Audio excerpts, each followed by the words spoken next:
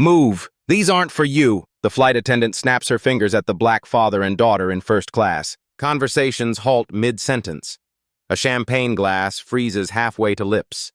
Every head in the premium cabin swivels toward James Taylor and his 10-year-old daughter Lily, who clutches her teddy bear tighter as the flight attendant snatches their boarding passes from James's hand.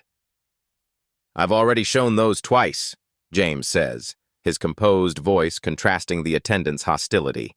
She theatrically examines the documents, holding them to the light as if checking for counterfeits. "Sir, we need to verify you're actually supposed to be here," she announces, voice deliberately projecting to the entire cabin. "These seats are very expensive." Lily's eyes fill with tears as nearby passengers stare. A white businessman across the aisle smirks behind his newspaper. "Dad," Lily whispers, "why is she acting like we stole something?" James squeezes his daughter's hand while reaching for his phone with the other. His thumb moves deliberately across the screen, selecting a contact. The call connects. His words are few, precise, devastating. 20 minutes later, the entire flight is canceled. Security escorts the stunned crew off the aircraft as passengers watch in confusion. They had no idea who they were really messing with, or what was about to happen to their careers. The day begins with promise. James and Lily Taylor navigate the bustling terminal, rolling their carry-ons behind them. James wears a comfortable black hoodie over designer jeans, a deliberate choice for the long flight rather than his usual tailored suits. Lily bounces alongside him, chattering about their visit to her grandparents and the science project waiting at home. "Dad, can we get hot chocolate before boarding?" Lily asks, pointing toward a cafe. "After check-in, sweetie," James responds, steering them toward the premium counter. The airline representative's smile falters when they approach. Her eyes dart between James's casual attire and the reservation on her screen. "First class?" she confirms, eyebrows slightly raised. "Both of you?" "Yes," James responds evenly. "Same as our outbound flight last week." The representative types with unnecessary vigor. "I'll need to verify the payment method used for this booking." James notices a white couple being checked in at the adjacent counter. No payment verification requested. He says nothing, simply slides his platinum card across the counter. "Very well, Mr. Taylor," she says after a pause, her smile not quite reaching her eyes. "Boarding pass is verified. You're all set." During priority boarding, Cassandra, the lead flight attendant, watches James approach the first-class line. Her posture stiffens. She whispers to Daniel, another attendant beside her. "Watch that one," she murmurs, just loud enough for James to catch. "Probably using points or got upgraded somehow." James pretends not to hear, guiding Lily forward. When he presents their boarding passes, Cassandra examines them longer than she did for previous passengers, turning them over to check the back before reluctantly scanning them. "Down the jet bridge, first left into the cabin," she instructs, without the warm welcome extended to others. Inside the plane, flight attendants direct white passengers to their first-class seats, with choreographed courtesy. "Mr. Patterson, 3C is on your right. Your pre-flight champagne will be right out." When James asks where seats 2A and 2B are, Daniel merely points without making eye contact. As they settle into their spacious seats, Lily excitedly explores the amenities. "Dad, look at these cool headphones, and there's a menu." James helps her buckle in, acutely aware of Cassandra watching them from the galley, whispering to another crew member. When pre-departure drinks are served, the attendant skips their row entirely. James raises his hand politely. "Excuse me, we haven't been offered beverages yet." Daniel approaches with visible reluctance. "Boarding passes again, please." James produces them without comment. Daniel checks them against the manifest, then leaves without a word. He returns moments later with 2 orange juices, not the champagne and specialty cocktails offered to other first-class passengers. "Enjoy your complimentary beverages," he says, emphasizing the word complimentary, as if to suggest they don't belong among paying customers. James had flown this airline over 200 times, but something about today felt different and all too familiar. 20 minutes into boarding, Cassandra approaches James and Lily with deliberate steps. Her professional smile doesn't reach her eyes. "Excuse me, sir," she says, voice pitched to carry across the cabin.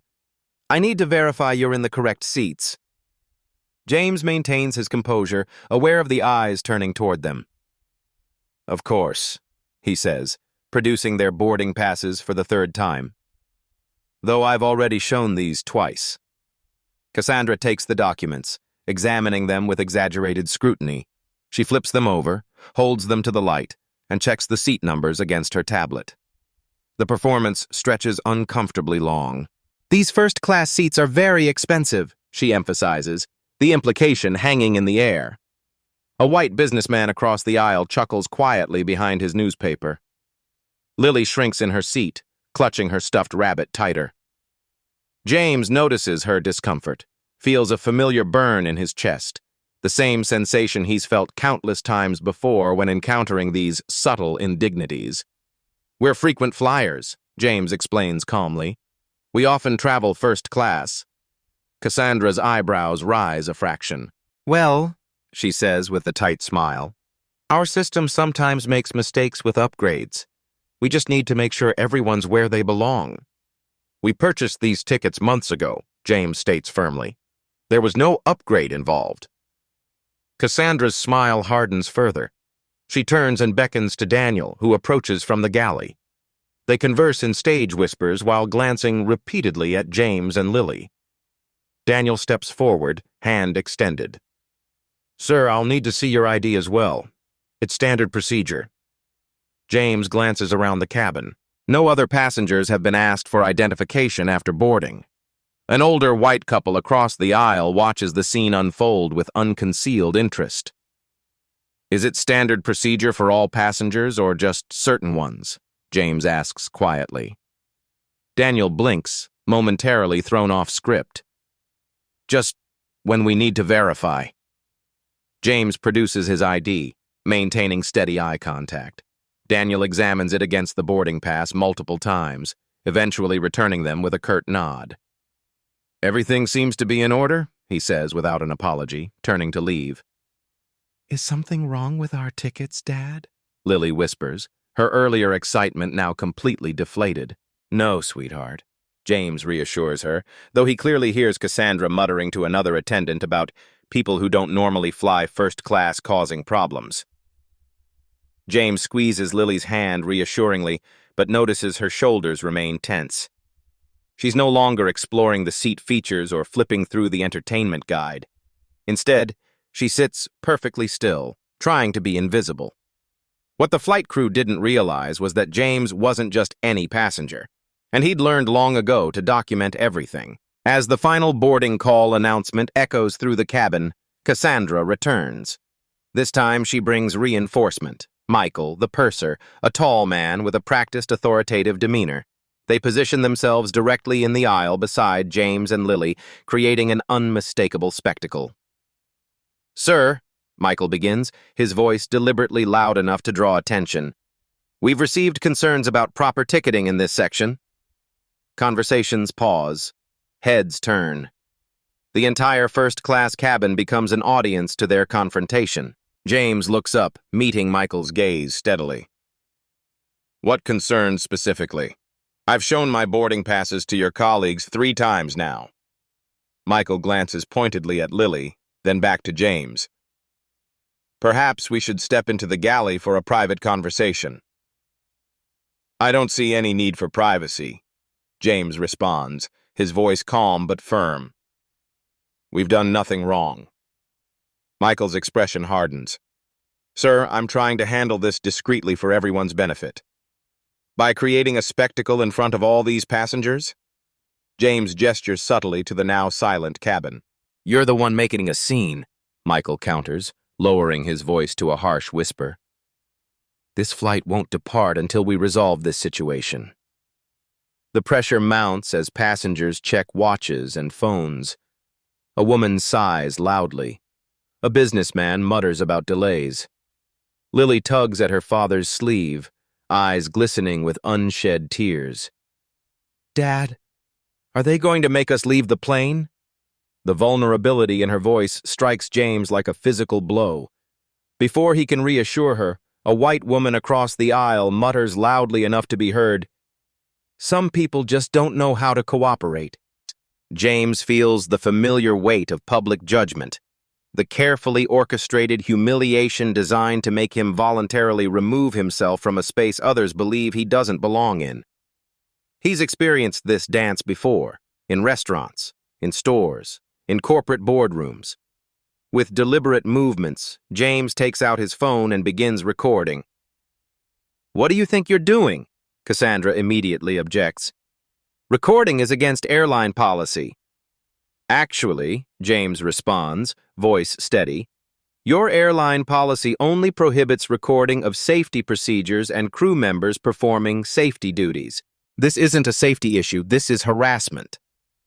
Michael steps closer, using his height advantage to loom over James.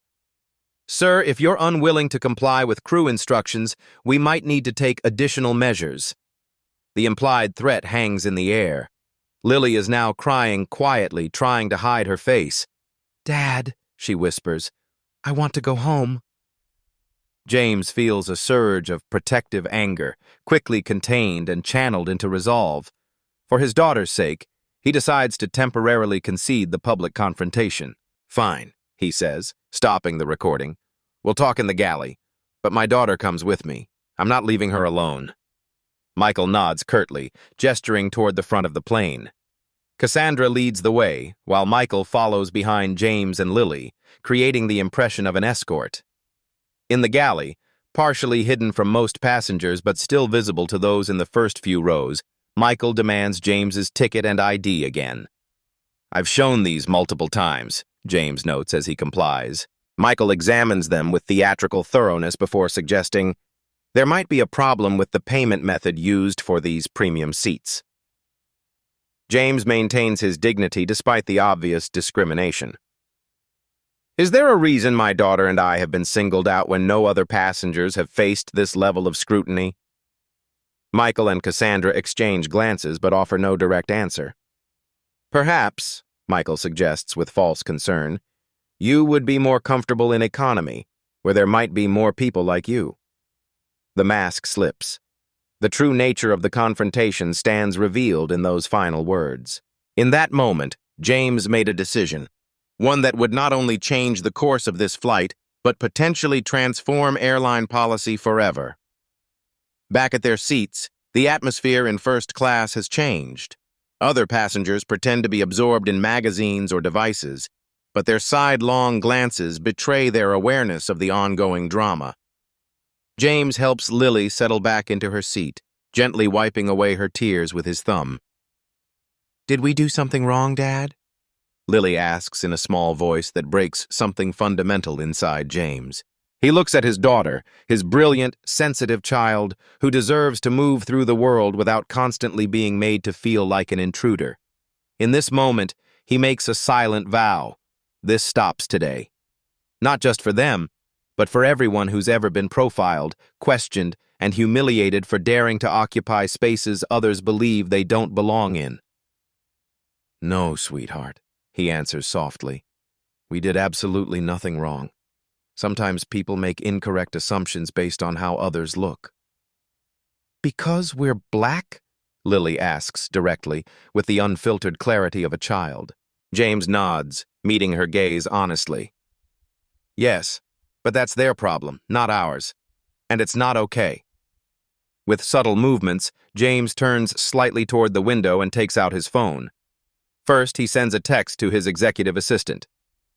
"Facing discrimination on Flight 372. Need immediate intervention. Activate Protocol 4. Then he makes a call, speaking in a low, measured tone that betrays none of the anger simmering beneath his professional demeanor. "Charles, it's James. I need you to contact legal and PR immediately." He speaks in clipped, precise sentences, using industry terminology and reference codes.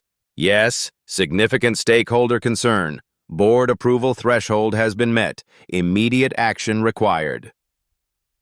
From the galley, the flight crew watches him suspiciously.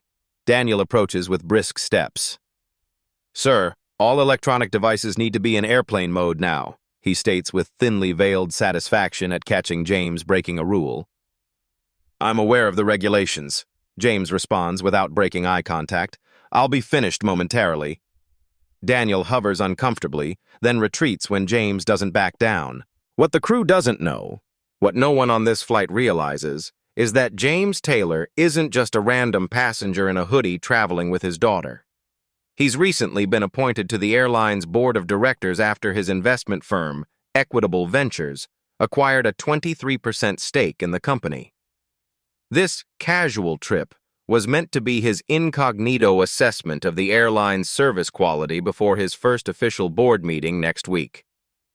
On the phone, James speaks directly to the airline's chief operating officer, describing the situation without emotion or exaggeration. I'm on Flight 372, experiencing a pattern of discriminatory treatment from the crew, he states factually.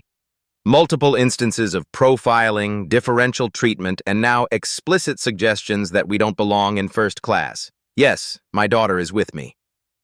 His voice hardens slightly. She's been crying. He listens briefly, then continues. I expect someone to meet this aircraft immediately. I'm documenting specific violations of company policies 223 and 415 with potential legal exposure under federal transportation anti-discrimination statutes. He pauses. No, I don't want this quietly resolved. My daughter deserves better. Every passenger deserves better.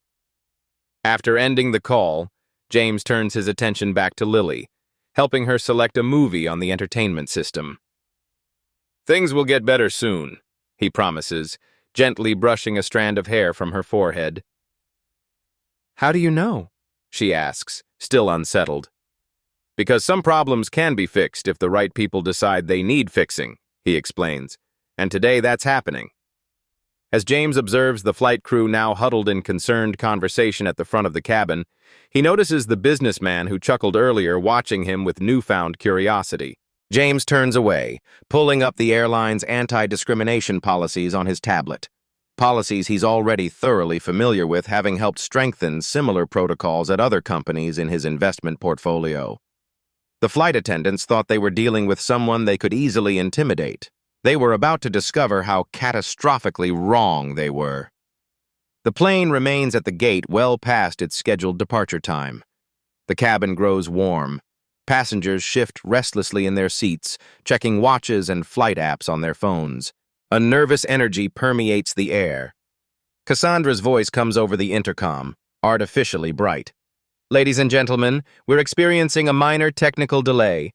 We appreciate your patience and expect to be underway shortly. She avoids looking in James's direction as she makes the announcement. Through the windows, ground crew can be seen in unusual patterns of activity around the aircraft. 10 minutes later, Michael approaches James again. His demeanor has undergone a remarkable transformation, the authoritative posture replaced with something closer to nervousness, though he's clearly trying to maintain his professional facade. Mr. Taylor, he begins, voice conspicuously quieter than during their previous interaction. There seems to have been a misunderstanding earlier. James raises an eyebrow but says nothing. We'd like to offer you and your daughter complimentary premium beverages as an apology for any inconvenience, Michael continues, gesturing toward the galley where Cassandra watches with a tight expression. Thank you, but we're fine, James replies evenly. What I would like, however, are the names and employee IDs of everyone involved in our earlier interactions. Michael blinks rapidly, caught off guard. That's not something we typically provide to passengers. It's not a typical request, James agrees, but given what's transpired, I believe it's reasonable. I'm afraid I can't do that, Michael says, regaining some of his earlier authority. Employee privacy protocols prevent... James interrupts by pulling up a document on his tablet. Section 8.3 of your airline's published customer service procedures states that passengers are entitled to crew identification upon request, particularly in situations involving service complaints. Michael's composure falters. I'll need to consult with my supervisor about that. Please do, James says calmly. I'll wait. Through the aircraft windows, James notices unusual activity on the tarmac. Three individuals in management suits and airline credentials are approaching the aircraft with purposeful strides. A ground crew member directs them toward the boarding door with evident deference. Inside the cabin, Cassandra answers a call on the aircraft phone. Her expression transforms from annoyed to alarmed in seconds. She whispers urgently to Michael, whose face drains of color. "What's happening?" Lily asks, noticing the change in atmosphere. "Accountability," James answers simply.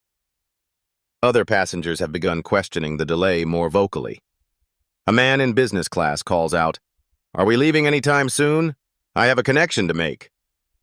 Daniel attempts to distract by launching into the in-flight safety demonstration, despite the aircraft door remaining visibly open, a procedural violation that several passengers immediately notice and comment on. "They can't do the safety briefing with the door open," a woman a few rows back points out loudly. What's really going on here? Lily, recovering somewhat from the earlier upset, watches the unfolding confusion with growing interest. "Is something happening?" she whispers to her father. James allows himself a small, satisfied nod. "Yes," he confirms quietly. "Accountability is happening." The airline had a choice: address the discrimination honestly or attempt a cover-up.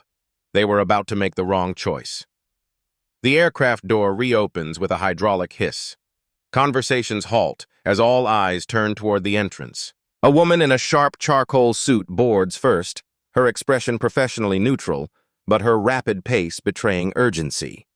Two men in airline executive credentials follow closely behind. Cassandra and Michael are immediately summoned to the galley. Through the partially drawn curtain, passengers can see intense conversation happening. The woman in the suit gesturing emphatically while Michael repeatedly shakes his head. Cassandra's hands tremble slightly as she points toward James and Lily. After a brief but clearly heated exchange, the woman in the suit approaches James with measured steps. She stops at his row, offering a practiced smile that doesn't quite reach her eyes. "Mr. Taylor, I'm Victoria Reynolds, Vice President of Customer Experience," she says, voice pitched low enough to suggest privacy while remaining perfectly audible to nearby passengers. "I understand there's been an incident, and I'd like to personally apologize for any misunderstanding." Misunderstanding. James repeats the word carefully, testing its weight. "Perhaps we could speak privately," Victoria suggests, gesturing toward the front of the aircraft. "We have a ground office where we can discuss this matter with more discretion." James shakes his head once. "My daughter and I were humiliated publicly. Any resolution should be equally transparent." Victoria's smile falters momentarily as she recalibrates. "Of course, I understand your position. Let me assure you that what happened was simply a procedural misunderstanding. Our crew members sometimes exercise extra diligence when they see black passengers in first class." James completes her sentence, his voice calm but direct. Victoria blinks rapidly. "That's not at all what Your flight attendant explicitly suggested we might be more comfortable in economy with people like us," James continues. "Your purser questioned our payment method after verifying our tickets multiple times. Your crew bypassed us during pre-flight service until we specifically requested it. These aren't procedural misunderstandings, Ms. Reynolds. This is a pattern of discriminatory behavior." Victoria's expression shifts as she registers his precise articulation and thorough documentation of events, not the angry defensive response she likely anticipated. She glances at his casual attire, then back to his face with new calculation in her eyes. Other passengers have abandoned any pretense of not listening. A woman several rows back stands up, addressing Victoria directly.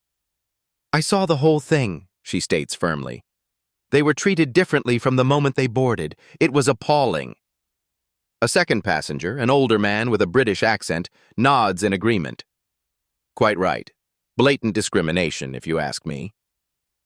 Victoria's professional mask slips further as she realizes the situation is rapidly escalating beyond containment. She switches tactics, lowering her voice. "Mr. Taylor, we sincerely regret your experience today.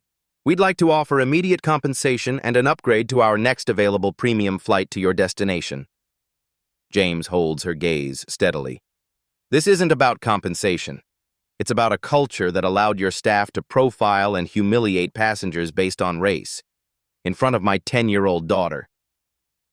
Victoria flinches at his precise, liability-conscious language.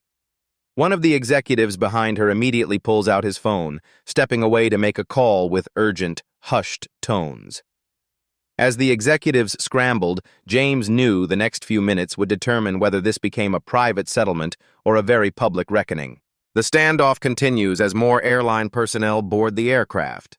2 ground crew supervisors, a customer service manager, a security officer in a blazer rather than uniform, corporate security, not airport police. The parade of arrivals only intensifies passenger frustration. Ladies and gentlemen, the captain's voice crackles over the intercom. I apologize for the continued delay. We're experiencing some administrative issues that must be resolved before departure. We appreciate your patience. A collective groan rises from the cabin. A businessman in the 3rd row stands up, demanding loudly, "What's really going on here? We've been sitting for over an hour." Victoria glances anxiously at her phone as it vibrates with an incoming message. Her eyes widen almost imperceptibly as she reads the screen. She looks at James with new recognition, then whispers something to her colleagues that causes one to physically take a step backward. Immediately, the executive's body language transforms, from managing a situation to damage control. Victoria's shoulders straighten as she leans closer to James. "Mr. Taylor," she says, voice now pitched for his ears only. "Our CEO, Robert Stevens, would like to speak with you personally. He's waiting in the terminal." James doesn't react to the name drop. "And how do you propose we proceed?" "We'd like to continue this conversation in our VIP lounge," Victoria explains. "The flight crew is being replaced as we speak, and all passengers will be fully accommodated."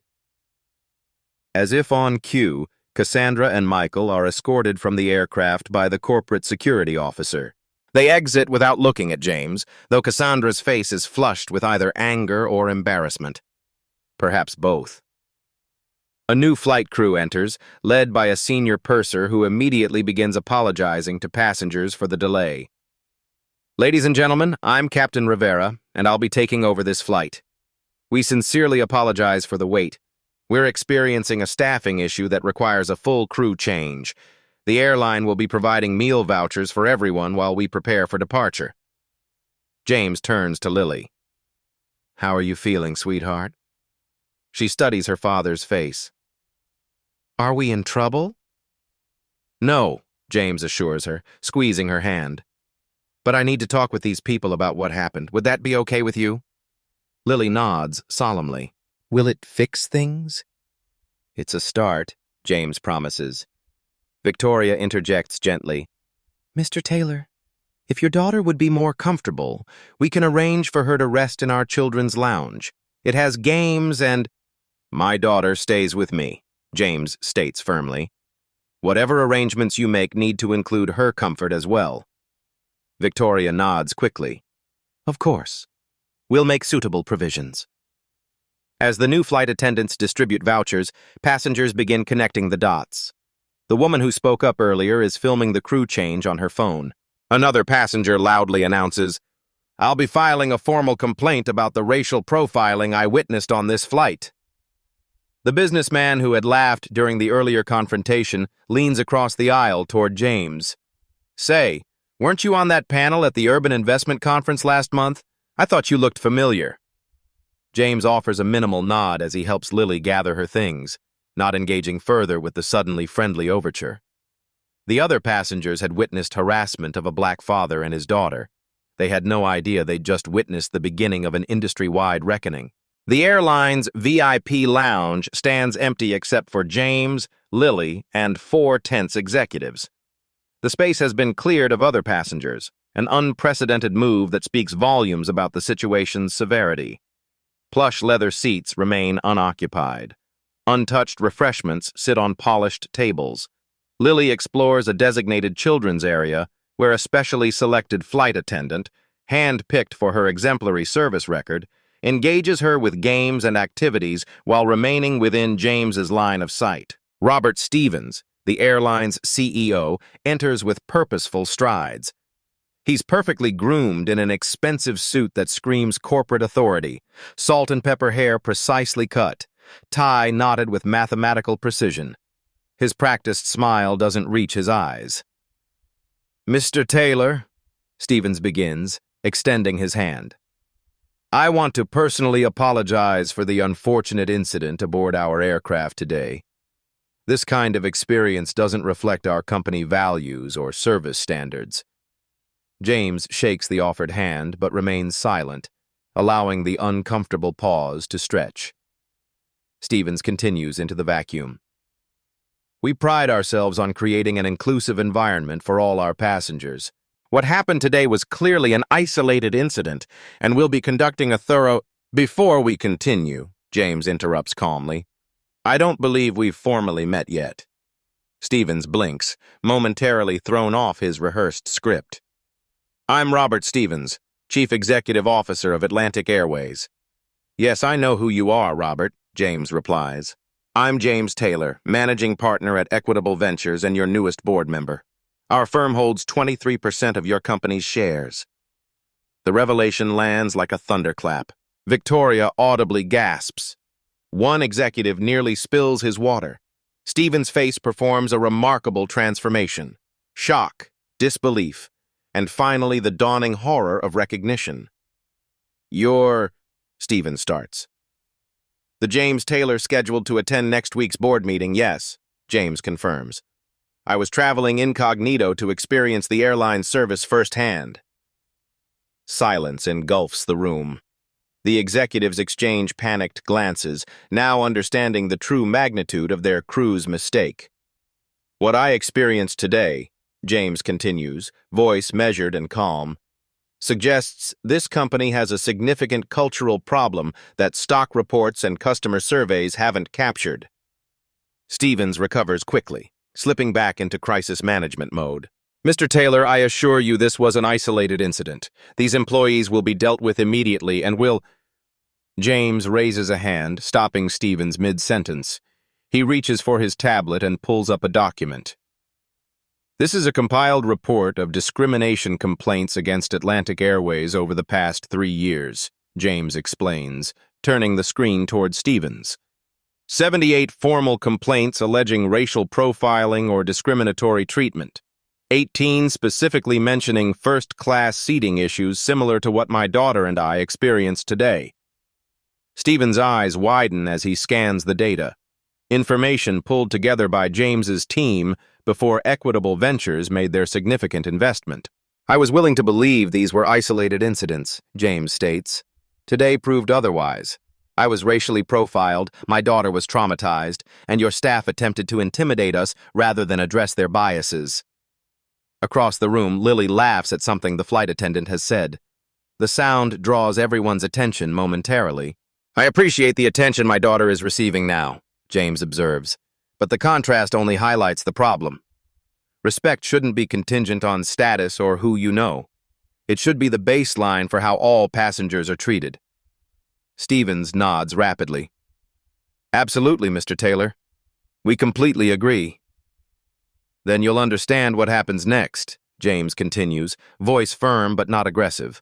"An independent investigation into discriminatory practices, mandatory training for all customer-facing staff, a comprehensive review of how complaints are handled, particularly those alleging discrimination." He pauses, making eye contact with each executive in turn. "This isn't a request. It's a condition of our firm's continued investment." The executives nod in unison, understanding the power dynamic has completely reversed. James adds a personal note, his professional veneer softening slightly as he glances toward Lily. "My daughter asked me why we were treated differently. No parent should have to explain discrimination to their child in 2025. This ends today, not just for us, but for everyone who flies with you." Stevens, perspiration now visible on his forehead despite the room's comfortable temperature, agrees instantly. "We'll implement everything you've outlined, effective immediately." There's one more requirement, James adds. Today's flight must be canceled entirely. All passengers rebooked on better flights with full compensation. And the airline needs to be transparent about why. A discriminatory incident that you're taking seriously. Stevens pales visibly. The PR implications of admitting transparency is non-negotiable, James interrupts. You can control the narrative by being honest, or social media will control it for you. Several passengers were filming. As if summoned by his words, Victoria's phone chimes with an alert. She checks it, then looks up with alarm. Videos of the incident are already circulating online, she reports. The hashtag #HadFirstClass while black is trending. Stevens's shoulders slump in defeat. We'll draft a statement immediately. James nods once. I'll review it before release. The flight crew had humiliated the wrong passenger, but James knew this was about something far bigger than personal revenge. The following days unfold with methodical precision. All passengers from the canceled flight receive premium rebookings, substantial compensation packages, and a letter explaining their flight was canceled due to a discriminatory incident that violated company values. The carefully worded communication, personally approved by James, strikes a delicate balance between accountability and forward-looking action. Social media erupts. The airline's name trends for 48 hours straight. Video clips from the flight accumulate millions of views. Comment sections overflow with similar stories from other passengers who have experienced profiling. In a glass-walled conference room at Atlantic Airways headquarters, James leads an emergency board meeting. He stands at the head of the table in a perfectly tailored suit, a stark contrast to his casual travel attire, commanding the room with quiet authority.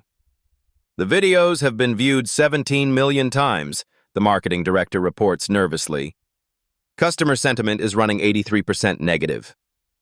An older board member, face flushed with agitation, interrupts. This is precisely why we shouldn't have issued that statement. We've admitted liability.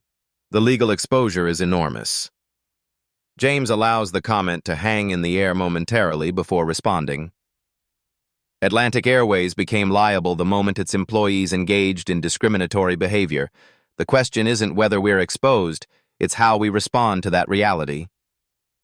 He taps his tablet, projecting a series of graphs onto the main screen. These are performance metrics for companies that addressed discrimination proactively versus those that attempted cover-ups. The data tells a clear story.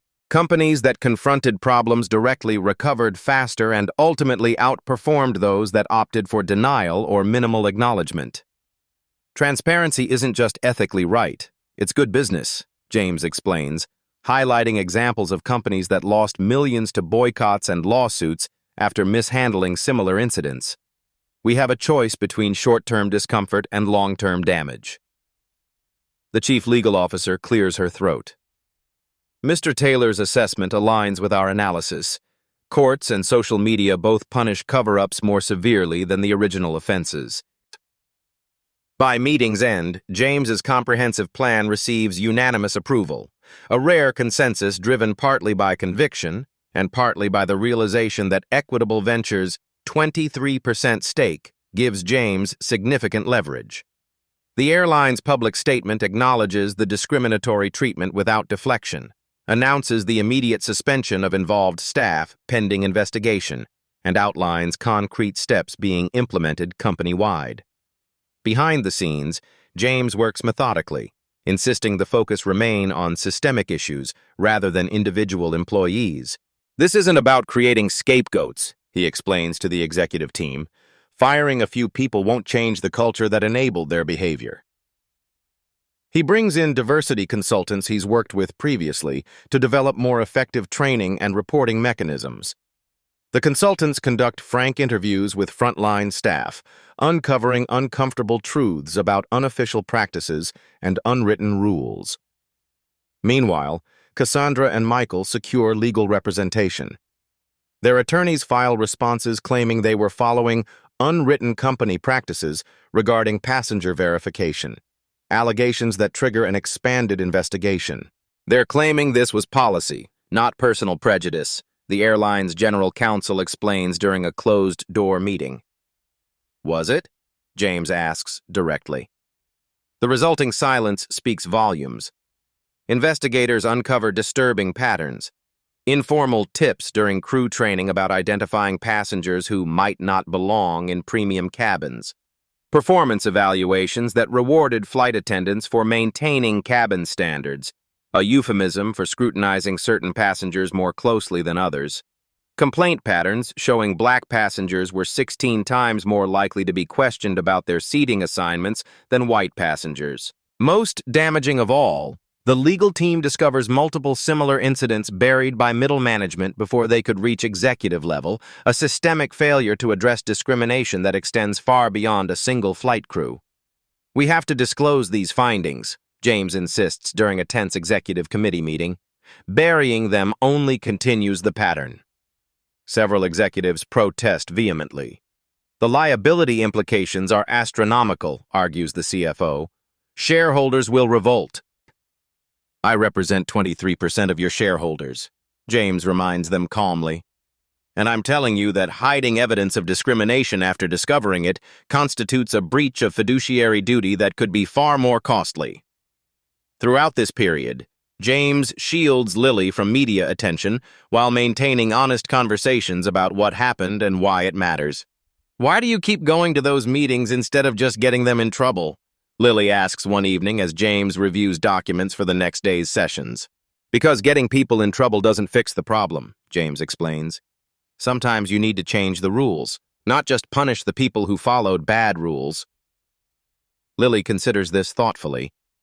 Like when Ms. Peterson changed the playground rules after Tyler kept excluding kids from games?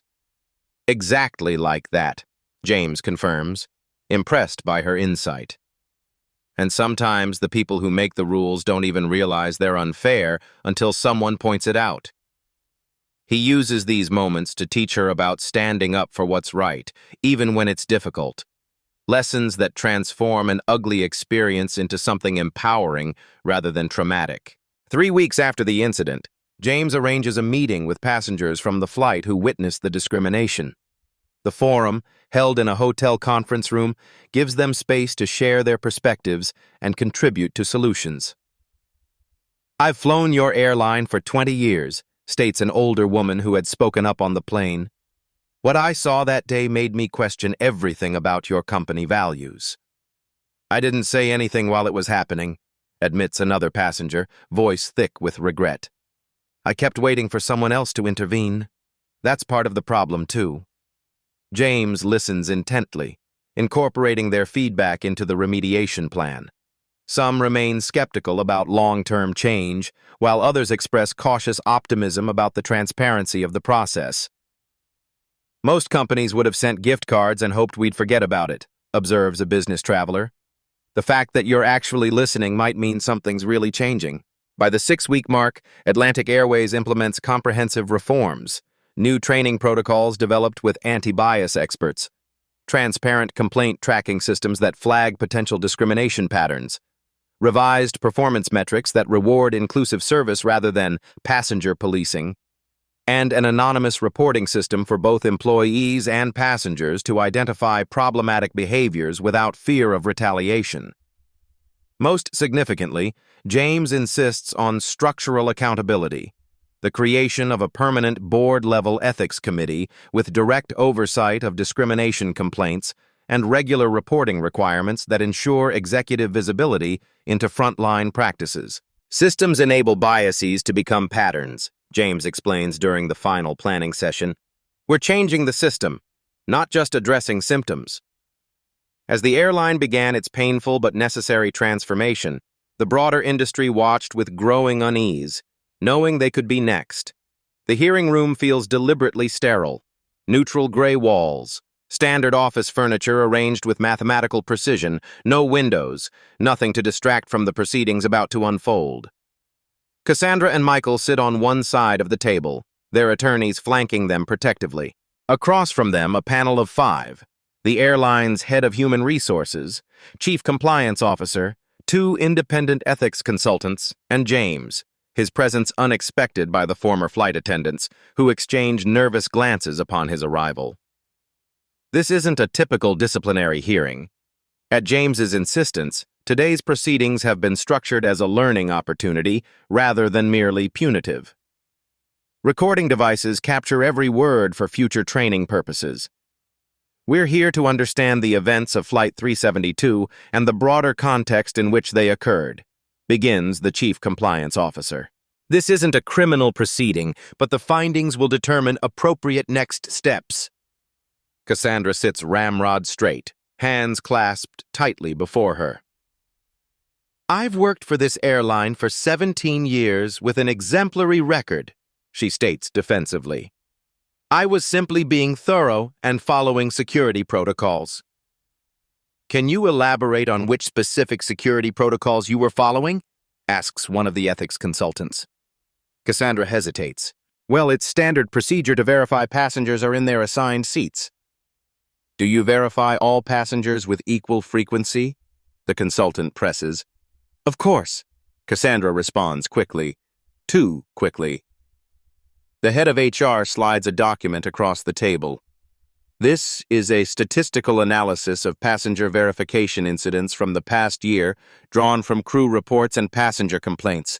Your name appears connected to 27 verification incidents. 23 involved passengers of color. Color drains from Cassandra's face. Beside her, Michael shifts uncomfortably in his seat. That's coincidental, Cassandra stammers. I don't target specific passengers. The second ethics consultant leans forward.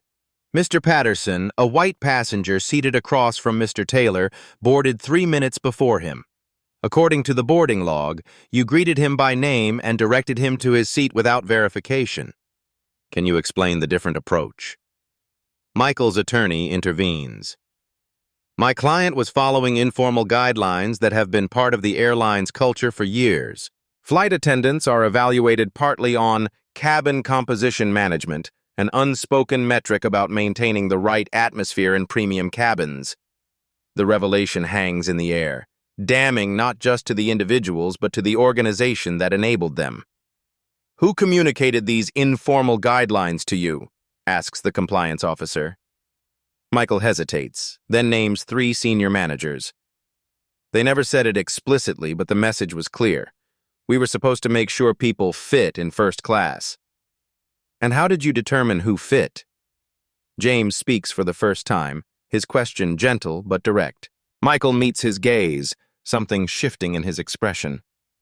He begins, then stops. After a long moment, he continues with newfound candor. We made assumptions based on appearance, speech, behavior. Things we were taught to notice during training, though it was never in the official materials. Cassandra remains defensive, insisting she was just doing her job and following established practices. When presented with passenger testimonies describing her differential treatment patterns, she struggles to justify the disparities. Perhaps these passengers were more likely to be in the wrong seats, she suggests weakly. The data doesn't support that conclusion, counters the HR director. Seat verification incidents overwhelmingly involved correctly ticketed passengers of color. As the hearing progresses, a clear divide emerges between the 2 flight attendants. Michael gradually acknowledges the biased patterns in his behavior, expressing what appears to be genuine remorse. Cassandra retreats further into justification and deflection. James remains mostly silent, observing the process until the formal questioning concludes. When given the floor, he speaks not with anger, but with measured purpose. This isn't about punishing individuals, he explains, addressing not just Cassandra and Michael, but the entire room, and by extension, through the recordings, the company itself. It's about acknowledging a culture that normalized discrimination and taking concrete steps to change it. He shares stories from other Black executives and frequent flyers who've faced similar treatment, contextualizing this incident within a broader pattern. What happened to my daughter and me wasn't exceptional. It was just exceptionally visible, James continues. The question isn't whether bias exists in your systems. The question is what you'll do now that it's been exposed. The hearing concludes with differentiated outcomes. Cassandra, having shown little recognition of her actions' impact, is offered resignation with partial benefits or transfer to a non-customer-facing role with mandatory training. Michael, whose acknowledgement of bias seems genuine, receives suspension with pay pending completion of an extensive training program, after which he may be reinstated under probation. But the most significant consequence emerges at the organizational level. The investigation exposes how middle management evaluated crew performance based partly on passenger quality control, an unofficial metric that encouraged profiling.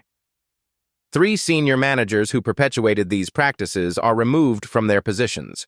Most importantly, the airline establishes an anonymous reporting system for both employees and passengers to flag discriminatory incidents without fear of retaliation, with reports going directly to the board's newly established ethics committee, a structural change that will outlast any individual's employment.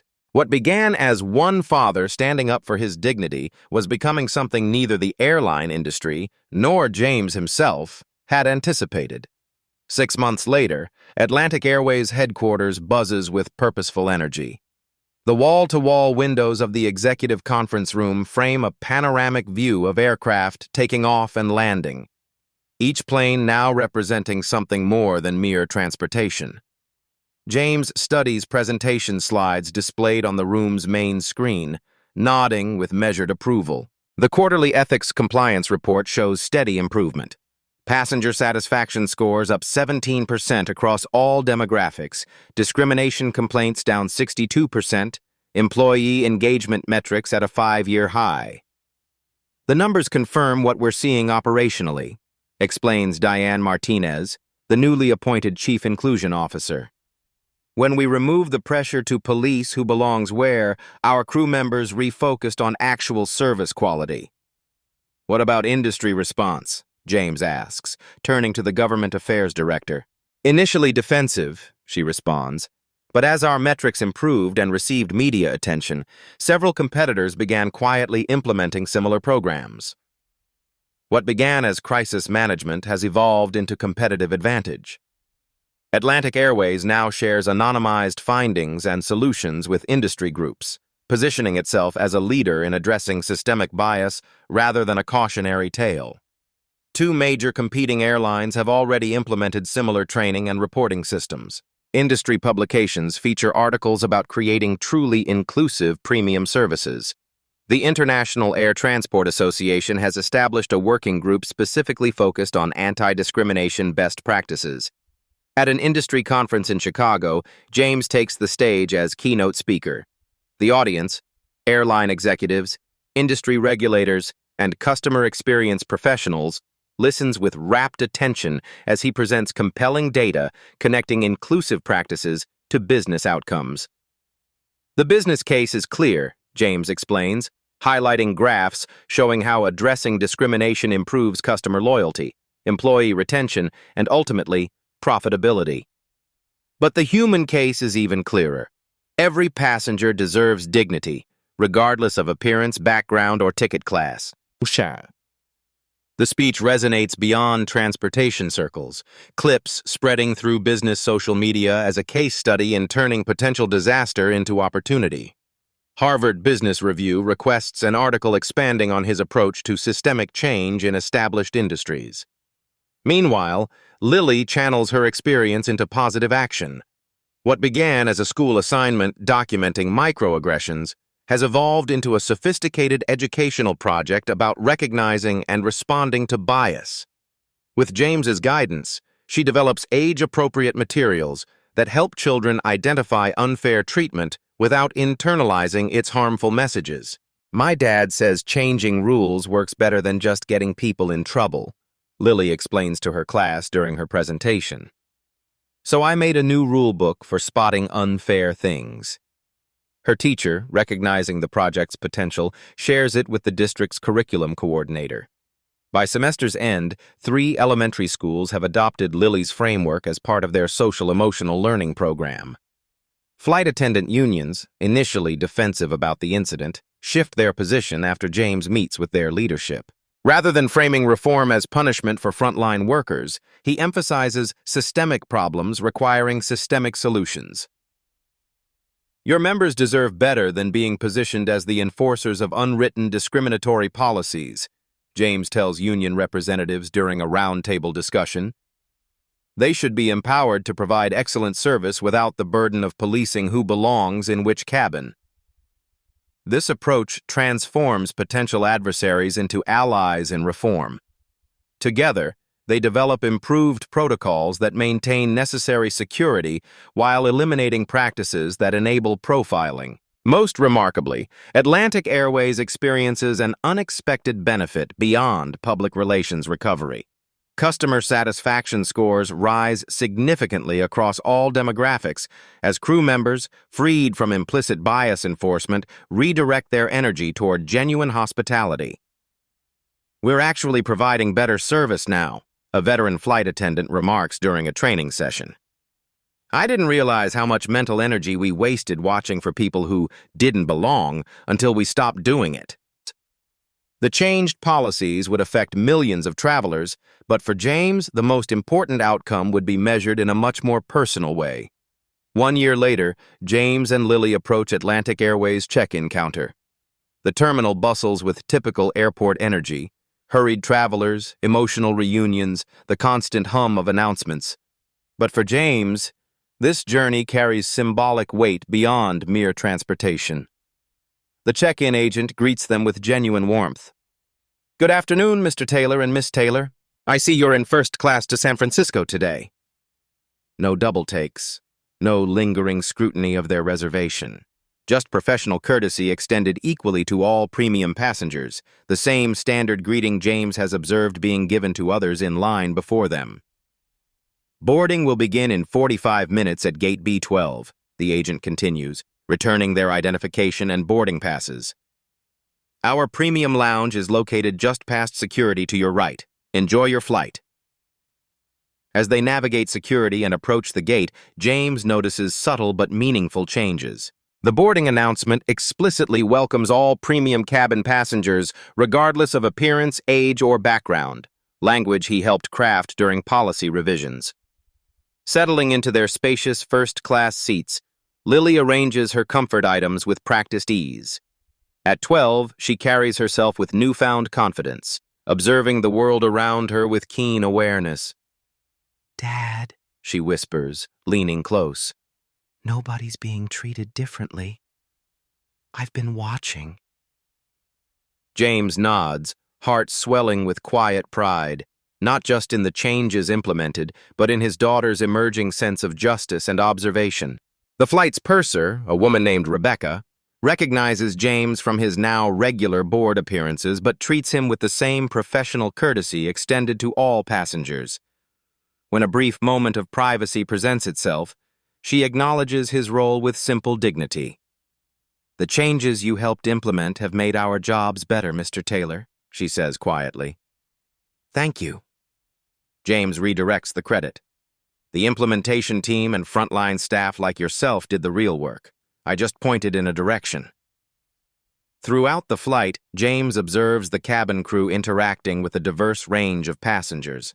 The consistency in service quality, regardless of appearance or background, represents the most meaningful metric of success, more significant than any statistical improvement reported in quarterly meetings. Small but meaningful changes permeate the experience. Crew name badges now include pronouns and language proficiencies. Menu options accommodate various cultural and religious needs without requiring special requests. The in-flight magazine features diverse travelers in its articles and advertisements. Midway through the flight, a passenger from across the aisle approaches James during a quiet moment. With a start, James recognizes him, the businessman who had chuckled during the original confrontation a year earlier. "Mr. Taylor," the man begins awkwardly, "I don't know if you remember me, but I was on that flight last year. I saw what happened and—" I didn't say anything. He hesitates. "I should have spoken up. I've thought about that a lot since then." James studies him thoughtfully before responding. "Growth requires acknowledging past mistakes. Thank you for saying something now." As they prepare for landing, Lily poses a question that cuts to the heart of everything that's transpired. Dad, would this have happened if you weren't on the board? Would they have fixed things if you were just a regular passenger? James considers this thoughtfully. Individual power can create opportunities for change, he explains. But lasting transformation requires collective commitment. One person can open a door, but many need to walk through it together. He gestures subtly toward the diverse crew members working harmoniously throughout the cabin. The most important thing isn't what happened to us. It's what happened for everyone who comes after us. Change isn't about punishment. It's about progress. In the terminal, they pass a prominently displayed passenger bill of rights that includes explicit anti-discrimination provisions, a direct result of James's advocacy. Nearby, a diverse group of new flight attendants in training watches their instructor demonstrate customer service techniques that emphasize respect and dignity for all passengers. The foundation of exceptional service isn't about guessing who can afford what, the instructor explains. It's about extending the same dignity to every person who steps aboard. James and Lily continue through the terminal, just two travelers among thousands, but their journey has altered the path for countless others who will never know their names. If you enjoyed this powerful story of justice and transformation, don't miss out on more compelling content like this. Hit that subscribe button right now to join the Beat Stories community. Each week, we bring you authentic, thought-provoking narratives that explore real issues with the respect and depth they deserve. Click the notification bell to be first to know when we post new content. Your support helps us continue creating these important stories that need to be told. Like, comment, and share this video to spread this message of dignity and change. Remember, Beat Stories isn't just about entertainment, it's about making a difference, one story at a time.